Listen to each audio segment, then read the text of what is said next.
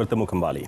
Sebarang maklumat berkaitan Perintah Kawalan Pergerakan tidak hanya terhad menerusi media arus perdana dan media sosial sahaja, bahkan menerusi kaedah penerangan terus di lapangan. Info on Wheels Jabatan Penerangan Japan turut digerakkan ke seluruh negara bagi memberi maklumat kepada rakyat tentang mekanisme pelaksanaan perintah berkenaan dalam menangani penularan COVID-19. Laporan Azizi Harun. Bermula 18 Mac hingga 31 Mac 2020. Maka demi untuk keselamatan dan kesihatan kita bersama, anda diminta untuk sentiasa mematuhi Perintah Kawalan Pergerakan ini. Pergerakan anda di luar rumah perlu dihadkan sepanjang tempoh tersebut.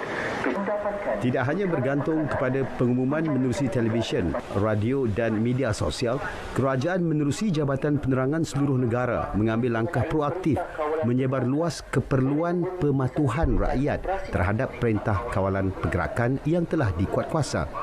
Saya berkesempatan mengikuti pergerakan Info on Wheels Japan ini ke lokasi strategik tumpuan ramai.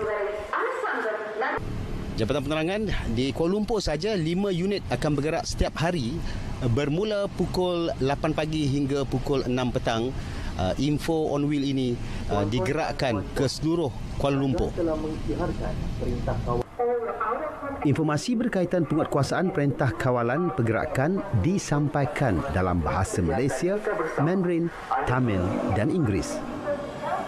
Rakyat Malaysia kena faham bahawa sekarang ini kita perlu berada di rumah, kecuali yang pertama kalau kita memerlukan makanan. Jadi kita keluar untuk beli makanan dan balik ke rumah. Yang kedua, kalau kita memerlukan perkhidmatan kesihatan. Kalau kita sakit atau memerlukan ubat-ubatan, bolehlah keluar. Dan yang ketiga, jika kita ditugaskan untuk bekerja. Orang ramai jelas menyambut baik inisiatif yang diambil menerusi Japan.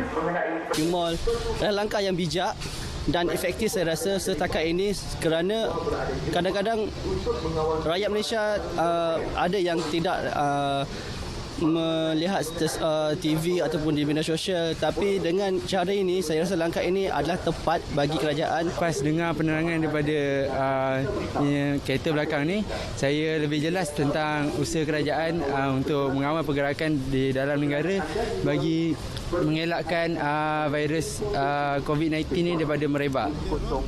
Selepas ini kami akan bergerak ke kawasan Ceras. Daripada Ceras kita akan pergi ke Bandar Tun Razak dan kemudian kita akan menamatkan tugasan kita pada hari ini pada jam lebih kurang 6 petang.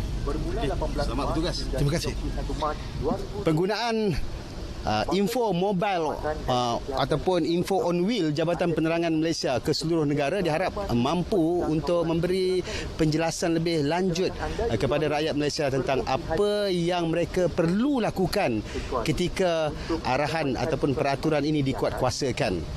Sama-samalah kita berdoa agar info yang disampaikan ini mampu diserap oleh rakyat Malaysia dan penularan wabak COVID-19 dapat kita atasi bersama. Azizi Harun, RTM.